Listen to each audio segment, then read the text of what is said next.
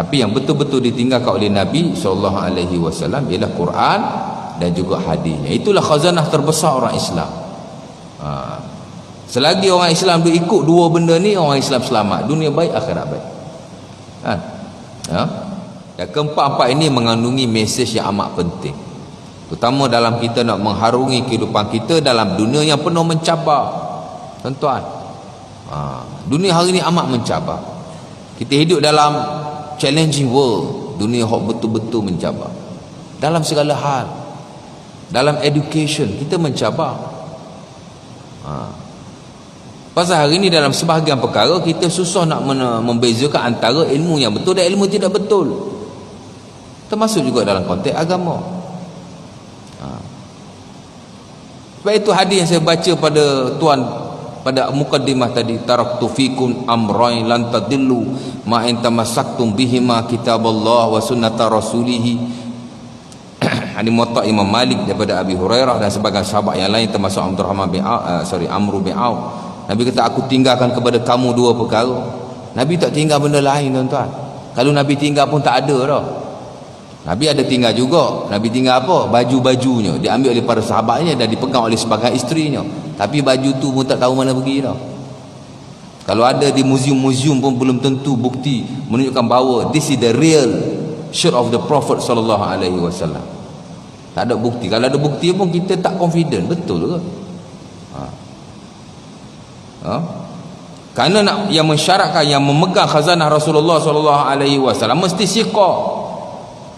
Siqah ni maksud muslim yang benar-benar dipercayai. Dan sebagai yang pegang benda tu kerajaan, raja. Tuan-tuan. Raja Tanah Arab lah. Kan? Dan sebagainya tidak siqah. Macam mana kita nak percaya?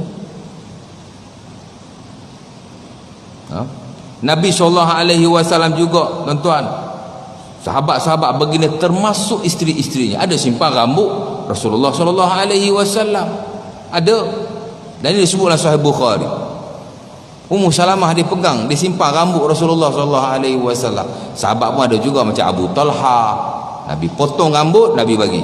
Abu Talha, ambil rambut aku, kamu bagi pada sahabat-sahabat aku. Pasal sahabat-sahabat Nabi ni rindu kat Nabi. Salah satu cara nak melepaskan kerinduan, Nabi bagi sesuatu daripadanya. Tapi Nabi tak bagi rambut saja, ada Nabi bagi pakaian-pakaian, ada Nabi bagi. Kadang-kadang sahabat Nabi tak bagi, sahabat minta, ya Rasulullah bagi baju kat engkau. Ada orang yang meninggal, tuan-tuan, masih minta baju Rasulullah sallallahu alaihi wasallam, Nabi bagi. Siapa yang dapat baju Nabi? Bapak munafikun. Bapak munafikun tu ada kelebihan yang tersendiri walaupun dia munafik. Rasul munafikin, dia ketua munafik. Siapa ketua munafik? Abdullah bin Ubay kan. Kita duk kutuk munafik. Hatta Allah Subhanahu wa taala Al-Quran banyak ayat Allah Taala mengutuk orang-orang munafikin. Dan Allah Taala buat satu surah khas, nama dia surah Al-Munafiqun. Siapa ketua mereka? Abdullah bin Ubay. Sehingga sebagian ayat memang merujuk kepada beliau. Dia penghasut terutama di Madinah ya. Tapi bila dia mati, tuan-tuan, anak dia minta dengan Rasulullah, dan disebut dalam Sahih Bukhari, kata, ya Rasulullah, aku nak baju, kau bagilah dekat bapa aku. Anak dia beriman. Anak dia beriman. Jadi bila bapa dia mati, anak dia main kesian. Kata, ya Rasulullah. Jadi dia minta baju Rasulullah sallallahu alaihi wasallam. Rasulullah bagi. Rasulullah siap bagi dalam kubur lagi, tuan-tuan.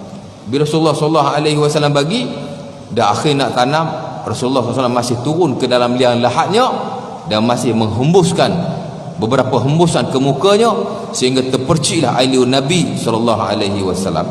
Dalam kubur tu dah letak dah mayat tu. Rasulullah turun, Rasulullah pegang mayat, angkat, Rasulullah tiup ke mukanya. Dan kata Anas bin Malik, air liur Nabi sallallahu alaihi wasallam terpercik ke muka Abdullah bin Ubay. Sebab tu masa Nabi nak bagi baju pada Abdullah bin Ubay, Umar tak bagi. Dan ini disebut dalam Sunnah Al-Baihaqi. Umar kata jangan bagi Rasulullah. Nabi kata inna saubi haza la yughni an amrillahi syai'a. Nabi kata tak apalah, baju ni tidak memberi apa-apa manfaat kepadanya. Baju aku tak ada apa pun, bukan beri manfaat apa-apa kat dia pun, tak apalah. Nabi bagi juga baju dah.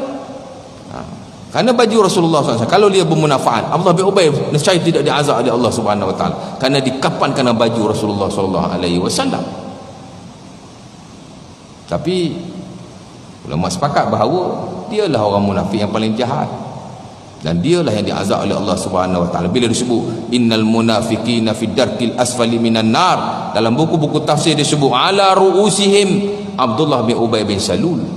Bila Allah Ta'ala kata orang munafik diazab di dalam neraka yang paling bawah, ulama tafsir berkata ketua mereka adalah Abdullah bin Ubay bin Salul.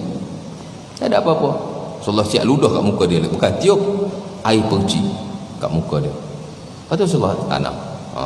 Kan? Adalah yang ditinggalkan apa baju-baju Nabi. Ummu Salamah tuan-tuan, dia simpan rambut Nabi. Dan bila Nabi wafat pada zamannya, ada orang sakit, bila jumpa beliau, bila ambillah barakah daripada rambut Nabi SAW. Apa dia buatnya? Dia simpan rambut Nabi itu dalam bekas perak. Dan ini disebut dalam Sahih Bukhari, dia bersimpan dalam bekas perak. Bila ada orang sakit, dia ambil air, dia tuang dalam bekas perak tu, dan dia masukkan dalam cawan, dia beri orang itu minum. Sembuh tak sembuh tu belakang kira, tapi mengambil keberkatan daripada peninggalan-peninggalan Rasulullah SAW. Tidak salah, cuma dia tidaklah kata bermanfaat sehingga boleh melepaskan orang daripada azab Allah, tidak semestinya. Tapi kita sayang kepada benda-benda ditinggalkan oleh Nabi SAW. Dulu adalah dulu Nabi SAW meninggalkan juga cincinnya kepada Osman bin Affan. Macam-macam lah yang Nabi tinggal, tapi hari ini kita nak pastikan tu tidak ada, tidak confident lah. Tapi yang betul-betul ditinggalkan oleh Nabi SAW ialah Quran dan juga hadisnya. Itulah khazanah terbesar orang Islam. Selagi orang Islam dia ikut dua benda ni, orang Islam selamat, dunia baik, akhirat baik.